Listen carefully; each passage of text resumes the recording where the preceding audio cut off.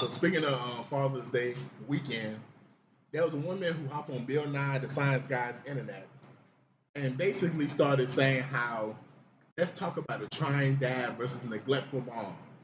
And she basically was trying to make the argument that people praise a trying dad, but let's be real. If a mom did what a trying dad, quote unquote, does, they would be viewed as a neglectful mom.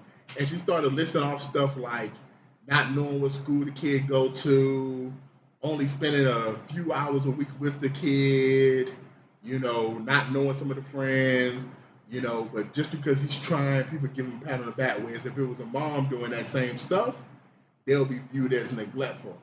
Um, I'm gonna be honest. I feel what she's saying to an extent, but then it's also, oh, what you talking about? Yeah, right. Because, and this why I wanted to go first, because my first thing is, man, it's whoever got custody of the kids, in my opinion. That's right. Like if you got custody of kids, then yeah, you should know all the teachers. You should know all the friends. Mm-hmm. You should know the exact name of the school and all that other shit. If I don't have custody of my kids and I only get, and the court order says I only get them every other weekend, I get them half of the summer and all this other shit, right. And that's the court order now. Yeah, bro, I'm not there 24/7, so I'm not gonna know every friend name. I'm not gonna know the parents' name. I'm not gonna know every teacher name. Now I ain't gonna lie, you should try to know the school, but depending on the age of the student and how often they change schools and stuff like that, and then how often these schools change their fucking names nowadays. Because one day it's Washington High, and next day it's like that's kind of racist. So we're going to James Brown High. I can kind of understand that at that extent. So I feel like if her crux of the conversation was just two people raising a kid together, like there is no custody agreement. We have our child together. We live in the same house. Yes, if the dad is taking that kind of stuff back, then I would feel where she's coming from, especially if you both are working. Now, if you're a stay-at-home mom, then I'm not trying to even condone the dad not knowing all that shit, but that's one of the reasons why you're a stay-at-home mom, because you're supposed to hold it down at the fort 10 times than what I'm holding it down, because I'm making all the money and I'm going to work, so you can stay at home and make sure everything cool with the kids. So, like, that was my main initial thoughts of what she was saying. Yeah, me too, because when I was watching, I was kind of lost, because I'm like, unless, especially if the kid is young, like, let's say elementary school, kindergarten, first year old, some of the kids don't even know what the name of their school is, which is a shame, but, or they don't know their teacher's name and things like that. And when they go on the weekend visit, they're not, sometimes the parent ain't giving the other parent all the information, like the school book and all that, even though they should, because they need to be doing homework on the weekend or studying or reading and things like that. It should be it should be some work being done on the weekend. It should be having fun all the time, like every weekend. So but like you said, and especially if they both living together and the father doesn't know some things, that does kind of look bad, I think. But I don't think that's a trying dad, because that's the thing. I was kind of confused, because from what she was saying, but only reason I could hear what she was saying, like if the mom doesn't have custody of the kids, and yeah, you would neglect the mom. Yeah, because if you don't have custody of your kids in 2020, like if you don't have custody of your kids as a mom, historically, not all the time, you did some shit to not have custody. Yeah, unfit mother. Because if it's, for the most part, especially depending on the state we're in, if it's even, they will lean to the woman. So it's like, so if you don't have the kid and the mom is trying, yeah, you was a neglectful mom. That's why you don't have your kid. Yeah.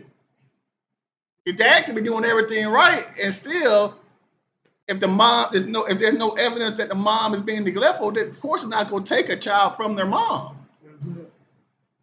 So it's like, what are you talking about? It's almost like, what's wrong with you, ho? Like, what you talking about? Like, she should have broken down a little bit more than what she was talking about, because I was kind of confused. She didn't want to, because she knew she would have broken down her whole conversation would have kind of sounded ignorant on the surface. Yeah, I do this, but dumb bitch. So it's like, yeah, they gonna give a dad more credit because the dad's already against the grain. He moving upstream. Yeah, especially if it's a situation like I got written down in my notes. If it's a situation where the father got to fight to see the kids, spend time with the kids, be around the kids, take the kids to his place or take the kids out of town, then like, yeah, man, you trying.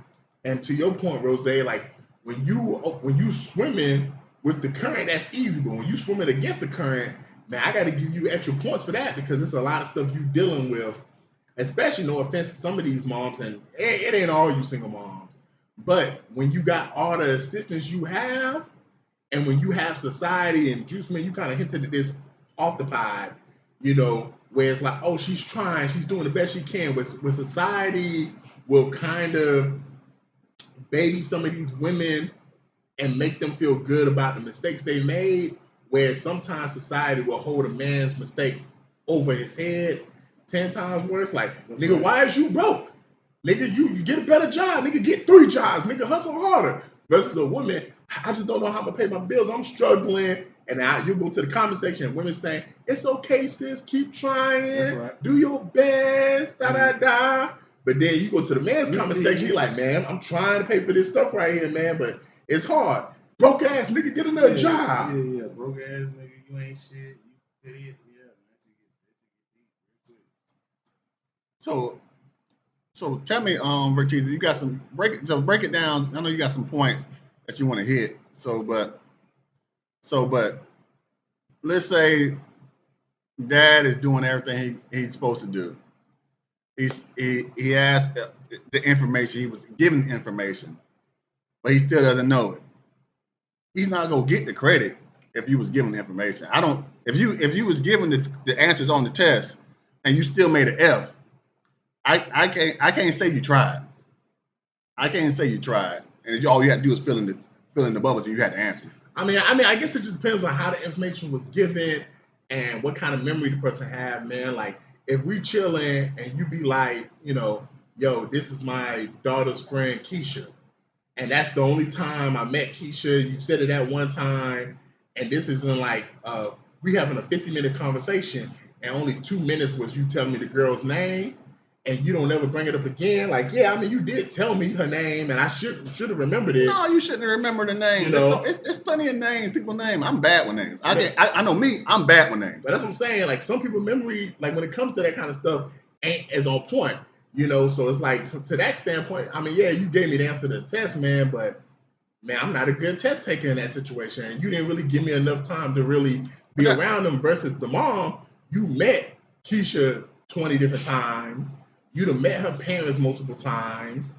She done been to your house and played multiple times.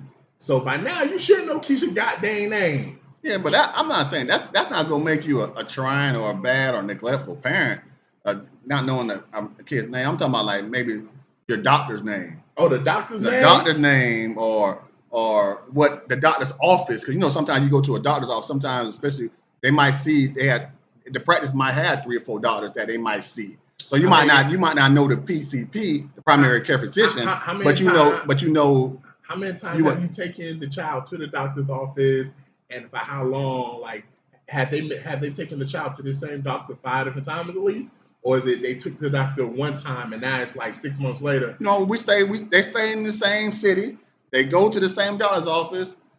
Lots of times when men are paying child support, lots of times the insurance is the kid has the man's insurance.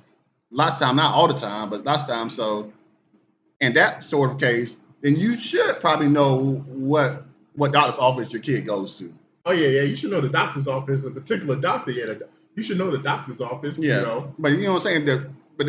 The doctors might change, but you should know. Oh, I know they go to this doctor's office. Yeah, this is where they go. Yeah, you should know that, and you should know deeper stuff like that, like what they're allergic to, medications and stuff like that. Yeah. Especially if you're involved to that in depth, with the child. Yeah. So, but I'm not gonna give her a pass talking about they neglect. Trying dads get no, because if you's the mom, then especially I'm gonna go take it as the mom has primary custody of the kid, and and you saying a trying dad, that means a dad is active in the life, and then if of course they go to, I, it's not lining up to me. Yeah, man. I mean, I think for women, man, and a lot of this stuff is about perception, unfortunately. And for women, they gonna always feel like they got it harder in life, and men are gonna feel like they have it harder in life. You know, like it's just it's hard because you can only like really talk about the life you're living, unfortunately. But like in terms of the way society has it, there are certain things women got harder, and there are certain things men got harder. But like for this particular conversation, when I look at the situation like Pursuit of Happiness, for example, Will Smith, wife leaving him in the movie, him being forced to be a single dad on the moment, trying to work, trying to find a place for his kid to stay, and find a place for them to live, it's different.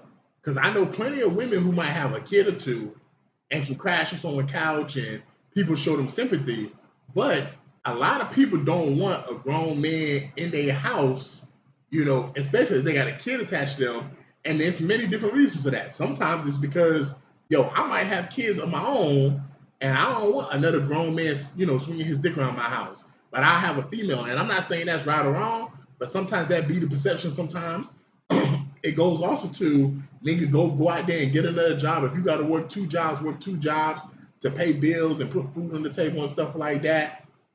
Like there's many different things that make it easier for a woman to like get around and life to be easy. Like even if she doesn't have transportation, a lot of women can easily get rides to places they need to get to and from and stuff like that. Because a lot of people like I hate to say it like this. I heard Corey Holcomb say this. Society a lot of times view women as children. Like they view them as helpless. So like, you know, you have a situation as a female coworker asks for a ride and you might have two, three people offering them a ride home. But then it's a male coworker asks for a ride home and you might not do the same thing. Same thing like people driving and you see a woman walking, men and women, not just men, will pull over and say, you need a ride, where you trying to go? But you see a man walking and it don't even cross your mind. Yeah, it don't even cross your mind to do that.